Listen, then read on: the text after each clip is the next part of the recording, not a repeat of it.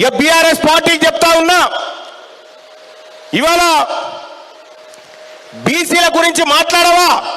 కల్వకుంట్ల చంద్రశేఖరరావు గారు ఈ బీసీలు ఓట్లేస్తేనే కదా 10 సంవత్సరాల పాటు గద్దె మీద కూర్చున్నావు. ఇలా బీసీల రిజర్వేషన్ అంశం చర్చకు వస్తే నీకు నోరు కదులుతలేదు. ఇక రామచంద్రరావు అయితే కుండబద్దలు పెట్టినట్టు మేము ఇయ్యమని చెప్పేసిండు. ఇక కాంగ్రెస్ వాళ్ళని వస్తున్నా పోతున్నా ఓ రామశిల్క ఇక తెస్తున్నా చూడరు అని చెప్తానే ఉంటారు. ఎప్పుడు మీ నాటకాలన్నీ చూస్తూనే ఉన్నాం. మీరెన్నడి కూడా మా వాళ్ళు కాదు. మీ పార్టీలు ఎప్పటికి కూడా మా కిరాయిన్లే, మాకు కిరాయిన్లే.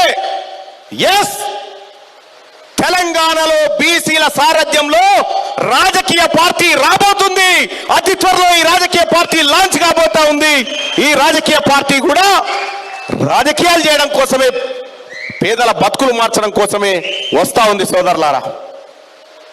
ఆ రాజకీయ పార్టీ పేరేంది మల్లన్నాను ఒక ఆయన. ఏ రోజు వస్తుంది మల్లన్నాను ఒక ఆయన? సోదరులారా, తినబోయే ముంగట రుచులేందుకు? 4 రోజులైతే అన్నీ వస్తాయి కదా. కాబట్టి బీసీల చేత రాజకీయ పార్టీ వస్తూ ఉంది. అలాగే ఇంకా కొద్దిమంది పెద్దలతోని చర్చలు జరుగుతూ ఉన్నాయి. ఏమేం చేయాలి, ఎట్లా చేయాలి, లోకల్ బాడీ ఎన్నికలు ఎట్లా ఎదుర్కోవాలనేటువంటి విషయంలో కూడా అందరితో చర్చలు జరుగుతూ ఉన్నాయి.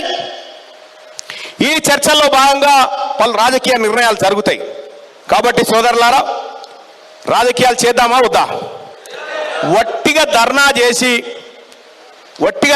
చేసి పోయి ఆ ఇందిరా పార్క్ కాడికి పోగానే ఆ పోలీసు వాళ్ళు అడ్డుకొని ఇట్లా దెబ్బలు దాకంగానే మనమే పోలీసు వానికి పెట్టి కొట్రా అని కొట్టిపించుకొని వచ్చి ఇంట్లో పండుకొని కాపుతా ఉంటే ఆయమనుకుంటా పంటం. ఇవి వద్దాయా? ఇవి పోరాటాలు కాదు. మనకు రాజకీయ కుర్చీ దక్కాలి. అబ్కీ బార్ బీసీ సర్కార్, అబ్కీ బార్